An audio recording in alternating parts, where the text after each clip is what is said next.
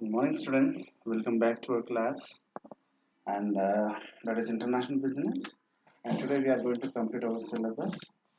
In the last unit, in the last topic, that is the HRM in global market or in the global context. What do you mean by global HRM? Human resource management. That means how the human resource management is taking place at international level. See, sometimes that means HRM refers as global HRM, and it is an umbrella term that includes all aspects of an organization as an HR and payroll. These people will take care about the payroll and talent management process operating on a global scale level. That means international level. So global HRMs are responsible for recruitment of new employees, and after recruiting them, then they will provide the training, then they will develop a professional development will be there, and they will provide the benefits and all the legal compliances just like any other HR teams, but they do so on a global scale. That means this will be in the at the stage of international level. Next thing, recruitment. It means what are the functions of HRM? Already we have just learned in our first semester in MOB what are the functions. Once again, what are the functions of HRM? Let's see. First, there will be an application, recruitment, selection, introduction will be there, then personal administration will be there, and training development will be there, then performance, depending on the performance, they will get the reward and punishment, and after that they will check the talent management, then success and career planning, then labor relationship, HR planning. All these are the functions of HRM. Now, what are the activities? What are the activities of human resource management? So the first one is acquisition. This is merging here. Then training, appraisal of 360 degrees appraisal will be there. Then compensation will be there. Labor relationship, health and safety, fairness. All these things will come under the activities. All these things we have done. Now, what are the managerial functions of HRM? First, planning, organizing, staffing, directing, and controlling. So the planning is taken place and it will inform to the staff, and this staffing will have a control over there within the organizations, and the organizations will be directed the directors. If any changes are needed in the planning, they will change after getting the feedback. So it is a total, its cycle is there which is running. So these are the major and managerial functions that a manager should have to focus and follow in the HR. Then staffing. Definition. Staffing is a process of acquiring, deploying, and retaining a workforce of sufficient quantity and quality to create positive impacts on the organization's effectiveness. Then, implications of definitions.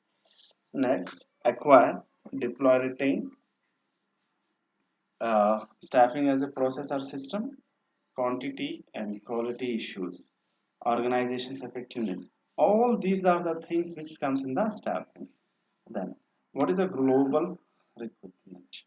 See, the recruitment which takes place at the international level, that is known as international global recruitment or international recruitment. So the main they are targeting to the overseas senior talent and focus on the capitalization on lower labor costs in other regions. Next, if you see here, they will sort out the employees with the peoples with good quality and cheap cost labor. They will find it out and they will replace in the particular region. Now, what are the sources of global recruitment? So, the sources of global recruitment consist of three things: parent country nations, host country nations, and last one is a third country nation. See, as before going for this, the international recruitment have walk-ins will be there, consent will be there, head hunting and search consultants will be there, body shopping, high-tech training institution will be there, business alliances, mergers, acquisitions will be there, tele recruitment will be there. Then these things will come. So what in my parent country nations, any citizens are the individual of the country in which the multinational company has its headquarters. Next one, host countries nations. The employees of the company's subsidiary who are the citizens of the country where the subsidiary is located. Okay.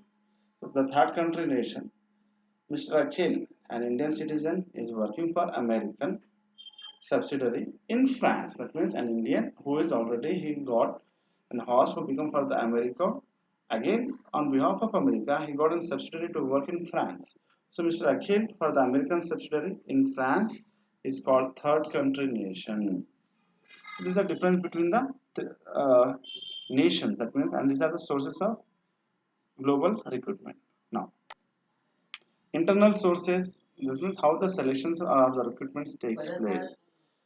In the internal sources, the transformation will be there, promotion, internal advertisement, rent services, extension of services, adoption of trainees like this. Coming to the external sources, advertisement, casual callers, employment exchange, education institutions, labor union, waiting lists. This means recruitment and employment takes place. Some other sources of recruitment like internal transfers will be there, promotion, upgrading, demotions, retired employees, retained employees, dependent and relatives of deceased employees. Coming to the external, the press advertisement, educational institutions, placements, agencies, outsourcing, and labor contractors, employees, referrals, recruitment at factory gate, all these things are taking place in a sequence.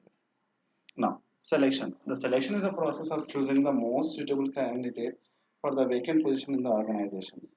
In other words, selection means weeding out unsuitable applications and selecting those individuals with prerequisites, qualification, and capabilities to fill the jobs in the organizations. Okay. Next thing, selection. How the selection is taking place? See, what do you mean by selection? The selection is nothing but taking, that means selecting a candidate who is, whose qualification, skills, and abilities and capabilities fit for that job for that organizations.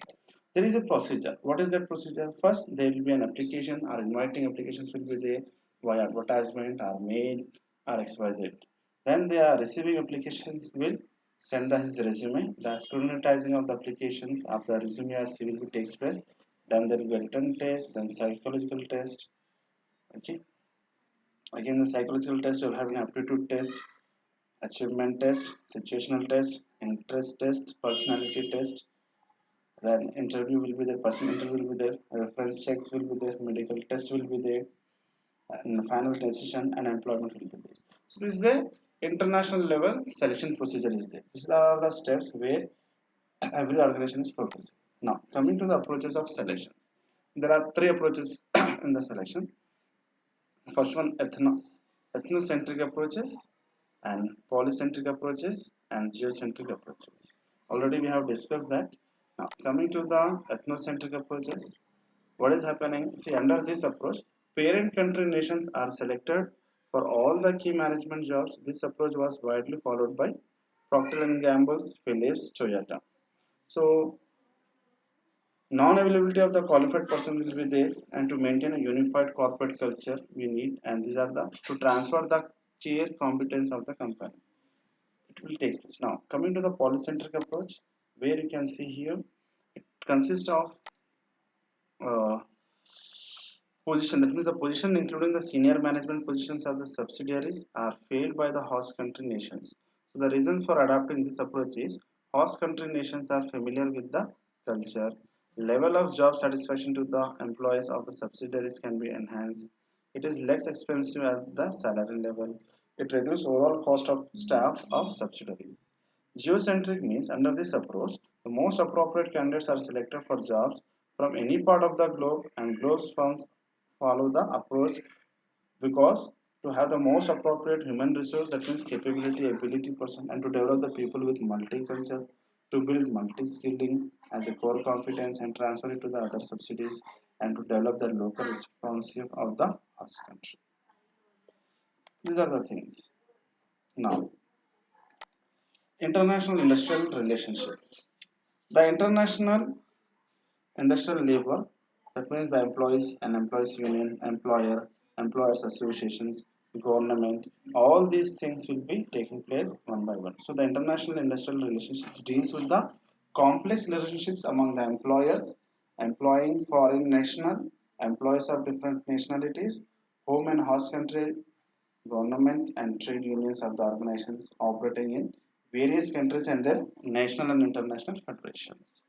Now, labor relations are international relations is concerned with collective bargaining, role management, unions and government, machinery for resolution of industrial disputes, individual grievances and disciplinary policy and practices, labor legislations and industrial relations training.